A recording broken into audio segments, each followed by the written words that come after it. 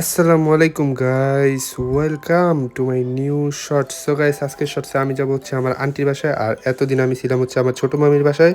আর এতদিন আমি আমার নানি বাড়িতে বেড়াইছিলাম, সেগুলো আমি ভিডিও করছিলাম, কিন্তু এতটা ভালো হয় নাই, তাই ভিডিওটা আমি আপলোড করি নাই।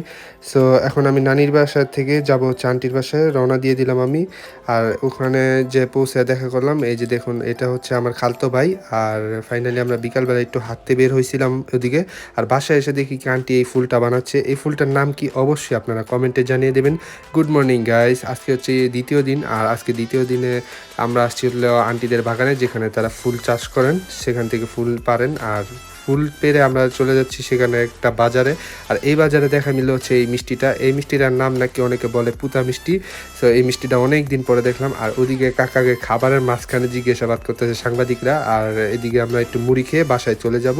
সো গাইস, আজকের ব্লগটা এই পর্যন্তই। ততক্ষণ পর্যন্ত আল্লাহ হাফেজ।